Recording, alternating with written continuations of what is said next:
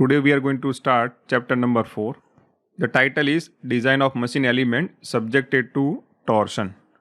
Now so far we have covered the design of machine elements subjected to direct stresses, right? Direct stress, in which we have talked on tensile stress, then compressive stress, and then shear stress, right? So after that we covered the another chapter called chapter number 3, design of machine elements subjected to pure bending, right? Now another type of loading is torsion. Okay, so chapter number 4 is dedicated to design of machine element only subjected to torsion. Now what is torsion means? You can call it twisting.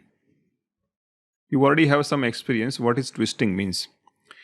If you look at this figure, now before twisting, the shaft is, which is at fixed at point B, and it is free to twist or rotate at point A. So where do we have to consider the machine element subjected to torsion? So mostly the element which transmit the power.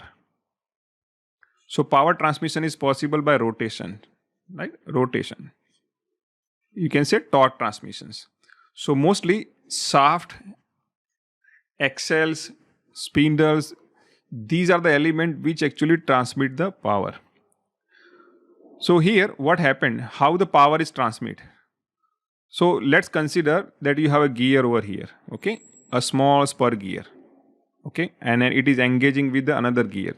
So here let's say the first shaft is driver shaft, means it's a primary mover, and secondary is follower, right? So how it actually power is transmitted? When you apply a force, or you can say the couple. What does it mean with couple? So from center, this is the radius distance and this is the force. So these forces are equal in opposite directions. So this kind of loading is called twisting or torsions. So here what we have to consider is, in twisting, the one of the end of shaft is fixed and second is free to rotate. So when you twist it, this section is rotated by certain angle with respect to the fixed portion, right? Just try to see this line, which was earlier very straight because we haven't applied any twisting. But after twisting is applied, the front portion where we apply the torque is twisted by certain angle with respect to the farthest away, or you can say the fixed section. So here deformation is not linear, just like what we have in direct stresses, right? We are simply pulling the component either by tensile way or compressive, right? So because of that, the delta L length is observable in linear units, okay? Here we are not considering the deformation or deflection in terms of linear unit, but we are going to consider the deflection in terms of angular or angular deformation.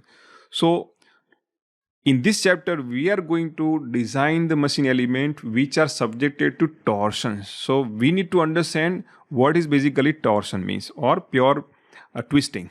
So here it is written torsions.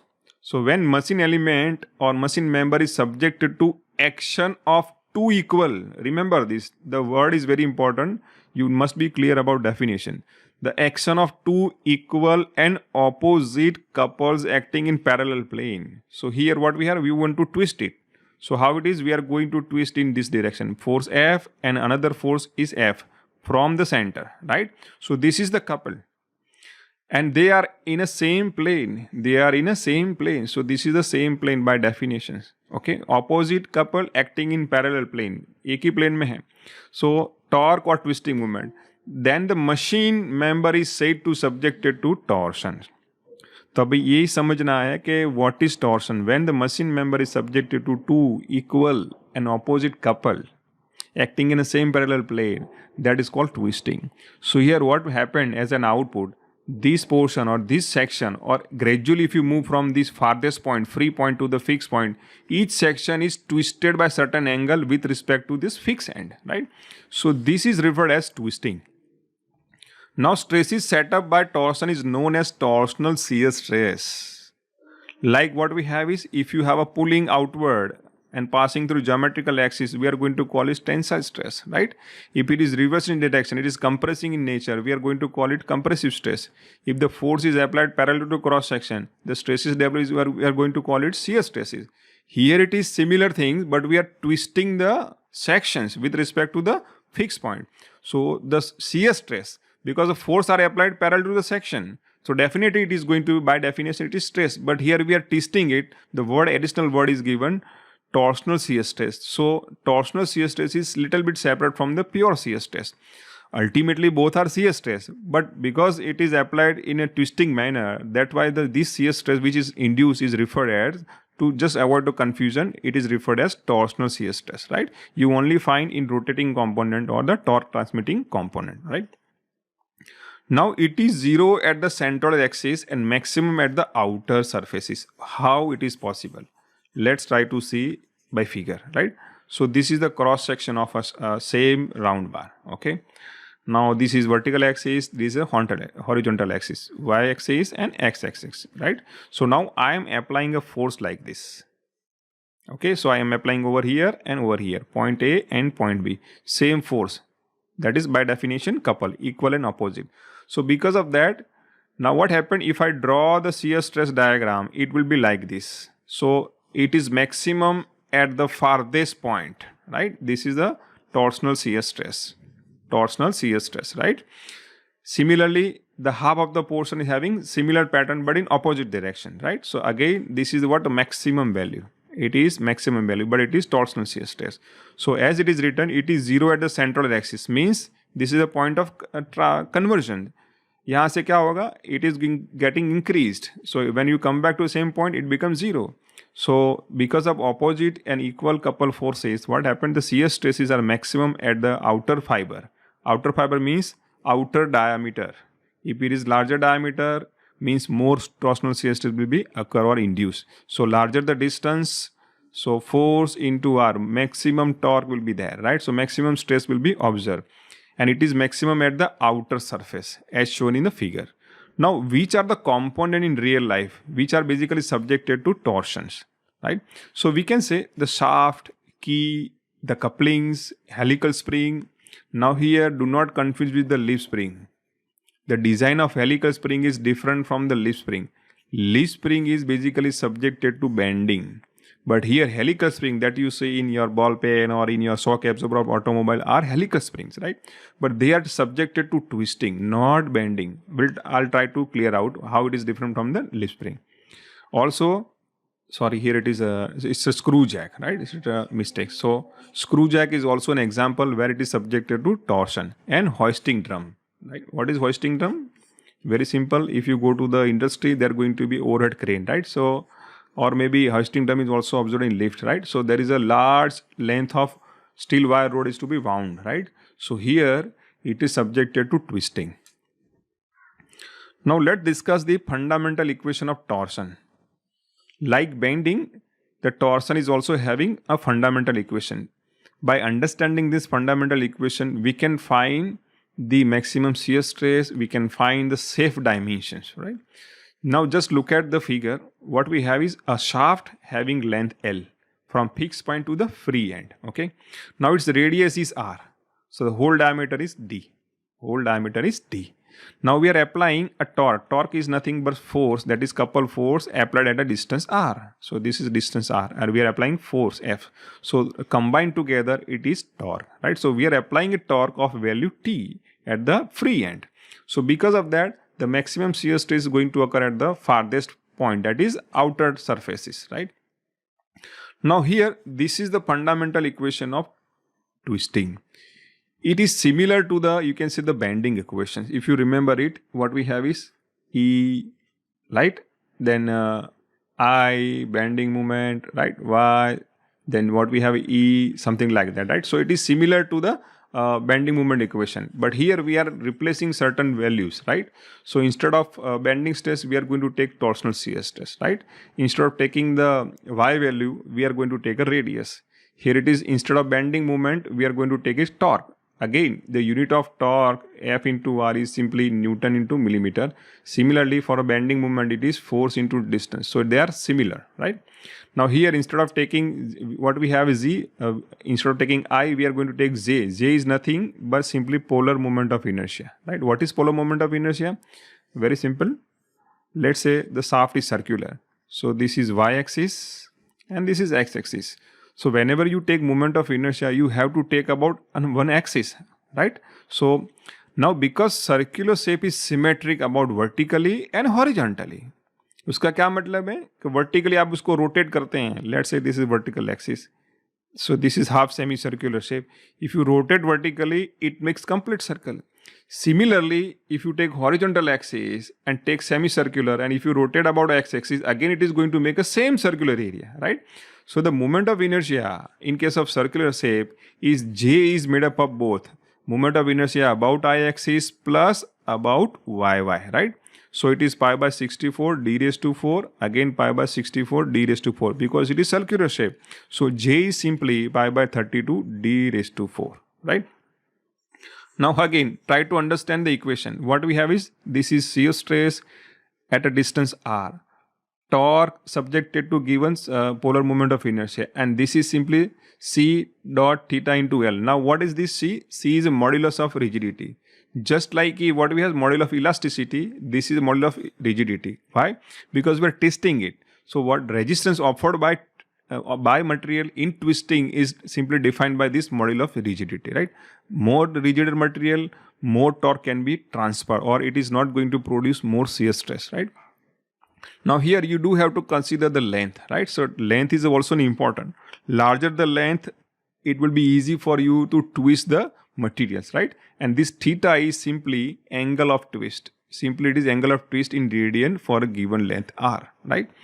Now here, if we focus in pair, let's say first and second, right? So we are focusing on first and second.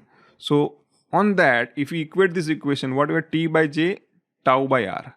Now what I'm doing, I'm simply keeping the torque on the left side and taking J over here. So this is the situations, okay? Now, what is meaning of this J by R? Means J is simply for solid circular shaft, as explained earlier. It is simply polar moment of inertia, whose value is simply 32 d raised to 4, as shown over here, right? So you can replace with this d by 4 pi into 30 by 2 and divide by R. Now R is simply what? It's a half of diameter. So we can cancel out this d. The only cube is remain. Again the 32 divided by 2 means 16. So the total equation, the final equation which correlate shear stress, dimensions, that is the diameter of shaft, and the torque that we apply. Students, please try to understand why we are considered like this. See, in engineering, every design goes back to what is we are going to input. We are going to apply a load, right? Or can say the force. Here in pure twisting, the force is going to be applied at a distance, which is referred as torque, right? That is given to us. So because of torque or load, a shear stress is going to develop, and that shear stress is going to develop on a given diameter. So what we require is simply very easy to understand from this equation. So for the given torque, this is the shear stress developed on a given section. So these are the three variables. If any two is known to you, you can find the third, right? So here we can verify the design by simply finding the dimension for the given safe limit of shear stress and the torque, or reverse you can think of, right? If you have a given diameter, say 30 millimeter, you are going to ask question in Viva, is it safe for the power transmission of 20 kilowatt? You can answer from the same equation. From the kilowatt power, find out the torque, put it over here, diameter is given to you, find out the shear stress and compare with the permissible value.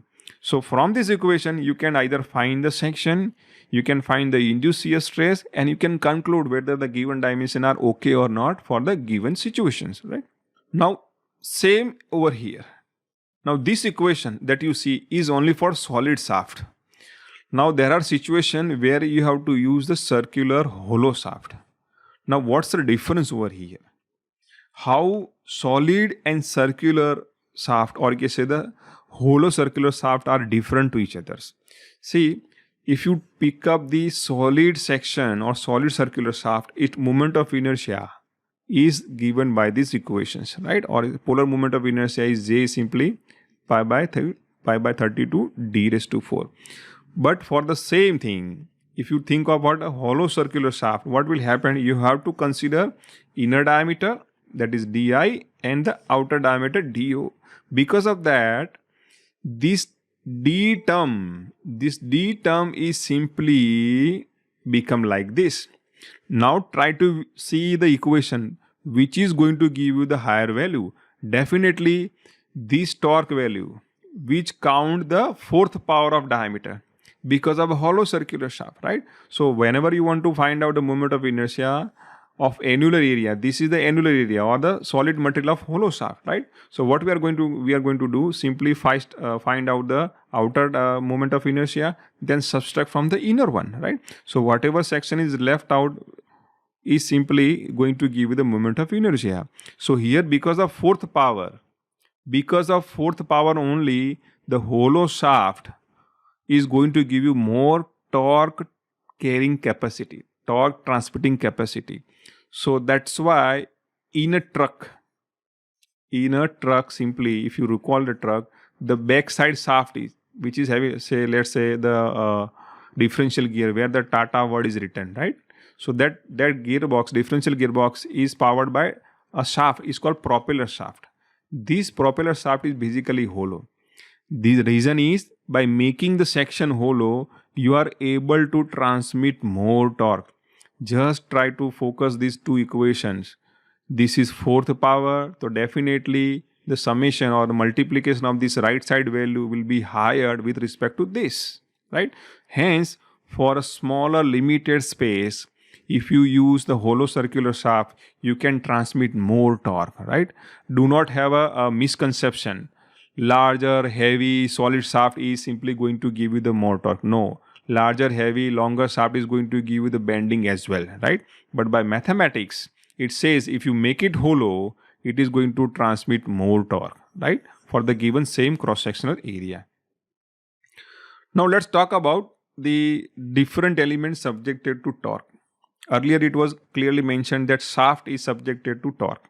Shaft, as name suggests, it's a simply hollow or solid circular member transmitting power and motion. Now all machine tools, machine tool means lathe machine, milling machine, grinding machines, right? All which having rotating motions, right? The tool is rotating, either workpiece rotating. There it is applied, where the power is transmitted by shaft from the electric motor, right? Is known as shaft. It is supported on suitable bearings and pulleys, gears and sprocket, flywheels and coupling like elements are mounted on the shaft for the purpose of transmitting the power, right? So वो क्या है? Basically it's a simply circular member. It can be solid or hollow, which is simply transmitting power and motion. ये समझना है. So this is simply a function of shaft. Okay.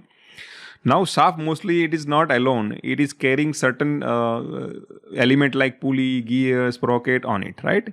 It is supported by bearings, because without bearing it is not going to rotate.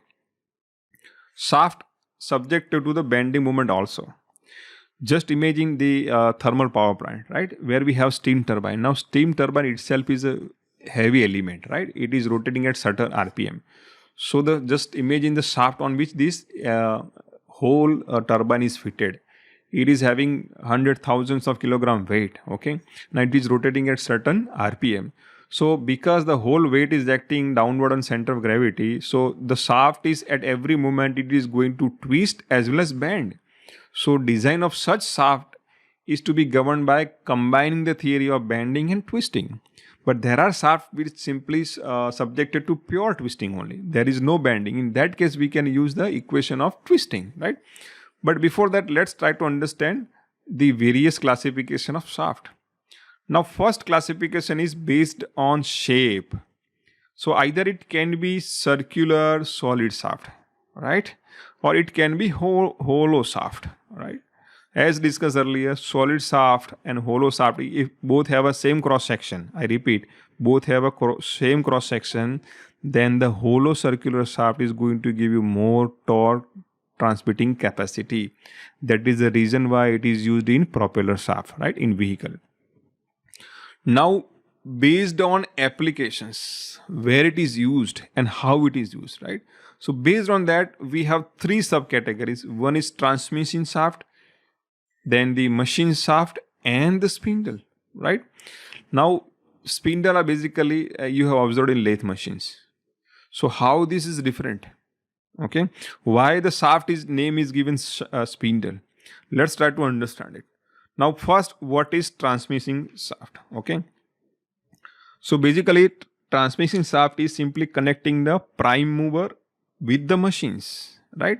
So let's say we have drilling machines, right? So here we have electric motor which is connected with the pulley, and then what we have is this spindle over here, right? And drill bit over here.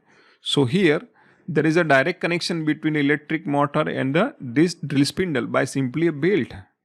If what transmission shaft do, simply it connect the prime mover with the machines. So intermediary there has to be a shaft which let you connect it, right? So by definition you can say the transmission shaft is simply connect the prime mover and machine by prime mover and transmitting power in known than transmission shaft, right? So it have again three subcategory: jack shaft, line shaft, and the counter shaft, right? Now jack shaft is the shaft directly connected to the prime mover and driving the other shaft. Now what exactly means? Let's say we have a floor mill, if you recall it, right? Floor mill. Here there is an electric motor, okay? It carrying the every essential component to operate the machines. So here this shaft is referred as a jack shaft, okay? If you are simply coupling the lathe machine chuck directly by attaching with the electric motor, which is not possible, not feasible, right? It is not allowed because of the required different speed, right? If you are doing this, अगर आप ऐसा करते हैं electric motor को सीधा क्या कर रहे हैं चक के साथ कनेक्ट कर रहे हैं, so the shaft of, or you can say the spindle, is directly connected with the electric motor shaft and then referred as simply a jack shaft. But it is limited to a certain application. But in machine tools, we have to convert, we have to make available various speed for machining the various dimensions or the materials to get the surface finish. So we cannot directly we cannot use jack shaft in the machine tools. Now in line shaft, what we have is long continuous connected to other shaft. If you just recall in old days, what we have is a main shaft, right? It is rotated by the floor mill electric motor, okay? So it is overhead shaft which is driving the more number of floor mills, right? Or maybe in industry there are multiple you can say the drilling machines, right? So you can attach as many as possible drilling machines and connect it with simply a common shaft. This common shaft is referred as line shaft. Nowadays it is not shown, not available in industry. They are not using because of larger space and the technical difficulties, okay? So they are simply replaced by electric motors and other things. So the line shaft is simply driving the many number of shaft, and it is in nature it is long in length. Now what is counter shaft? The intermediate shaft placed between line shaft and machine shaft. Just by definition, what is say? It is between line shaft and machine shaft is referred as counter shaft, okay? So let's just recall a shaft. Let's say this is again a step pulley, or you can say the chuck, okay? So it is fitted on one shaft. Now here it is again rotated, it is connected and supported on bearing, and it is rotated, right? It is rotated by attaching the pulley. Let's say it is again another pulley which is connected with the electric motor. So this shaft is referred as counter shaft. Counter means intermediary, right? Now another third category is spindle. Now what is spindle means, okay? Before that, let's try to cover the machine shaft. Simply machine shaft is a form of a shaft of a machine and transmit the power is known as machine shaft. So definition is how it is differentiate, whether it is transmitting power or not. Let's say crankshaft. Crankshaft is machine shaft, or you can say that you can also refer as transmission shaft, right? But here to be precise, it is machine shaft. Why? In engine it's simply directly connected with the piston and connecting rod and it transmit the power, okay? But here to differentiate very clearly, it is a shaft having a form itself as a part of machine, means it is an integral part. वो कैसा है, machine के अंदर ही काम कर रहा है. It's a part inside the machine and transmitting the power. It is referred as machine shaft, right? Now what is spindle? You find spindle in lathe machine. You'll also find in drilling machines, right? So how the shaft is referred as spindle? When to refer as spindle? So spindle is nothing. It's a short, hollow shaft of machine tool transmitting power, having tool, chuck, or fixture mounted at one end of it. Very simple definition. It's a hollow shaft. It is nothing. It's a hollow shaft. One of its end is carrying either chuck, right? It is also carrying other fixtures, tools. Just to understand it, simply try to imagine your lathe machine chuck, right? You are fixing your workpiece on it, but that chuck itself is fixed on the spindle, and spindle is basically a hollow shaft, right? So one of the end is having thread and on which the chuck is fitted. That's why the name is given, very simple specific naming is spindle. So spindle is simply, by definition, it is a short in length. It's a hollow, short in length shaft carrying the important mountings on it for the tool and the machining purpose.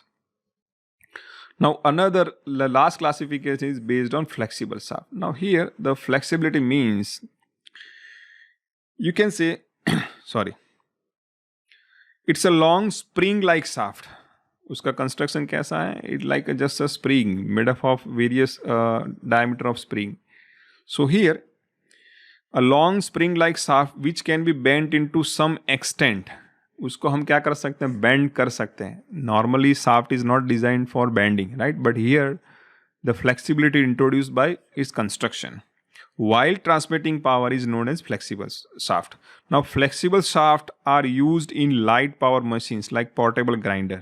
I hope you have seen the Bosch grinder in your home, right? Churning your buttermilk and other juice, right? So in that we are going to use the simply flexible shaft. Now third is axle, right? I'm going to call it axle. So here we have discussed spindle. Now again let's just brush up the definition. A spindle is a short rotating shaft. Term spindle originate from the rounding taper stick on spindling wheel, right? So this is what we have in chuck or other machines on which the thread is twisted. Spindles are used in machine tools such as small drive shaft or lathe and spindle of drilling machines, as discussed earlier, right? Now also let's take axle. Now axle, as the word says, it's simply a non-rotating element. Remember this. It is basically not like a shaft. When you say shaft, it definitely rotates and transmits the motion and power. Remember the one thing, when you say shaft, it always rotate and transmit the motion and power. But when you say axle, axle is also in circular shape. Just look at this railway wagon wheel figure, right? Here, this is this central piece, round circular piece is axle. You cannot term it as shaft. Why? Because this assembly is a solid piece. Here, shaft is not rotating. It is an integral. It is simply solid piece connected with the wheel, right? We are not providing any torque to this, right? It's a simply you can say the stationary part, right? So here the case is, in case of this example, that is railway wagon, where the shaft is basically become very solid. It is having assembly such that this wheel is not going to rotate. It is going to rotate with this shaft, right? But what exactly axle means? Here just let's look at the four-wheeler axle. This outside circular hollow geometry is referred as axle. It is not rotating. Inside the axle, the shaft is rotating. So axle term used for a shaft that support the rotating element. वो shaft जैसा ही है लेकिन वो rotate नहीं करता है, but it supports the rotating element. Just look at the figure again. So inside this hollow structure, there is a rotating element, round bars, right? We refer as shaft. But the outer portion which support these wheels is referred as axle. So like wheels, hoisting drums and rope sheaves and which fitted to the housing by means of bearing. In general, and axle is subjected to bending moment. This is important word, right? In general, the axle is subjected to bending. Why? Just imagine whole body structure, the weight is fitted and tire is fitted, right? So load is coming downward. So this whole axle is going to try to bend, but it is inside hollow, so it supports the rotating element. So mostly axle is not subjected to torque. It is not subjected to torque. It is subjected to bending moment due to transverse load. Transverse means vertical load, like bearing reactions, and does not transmit any useful torque. Right? I clear out. Axle is not going to transfer or transmit the motion and power. It's simply subjected to bending. It supports the rotating element. Right? Now, example is real axle of railway wagon.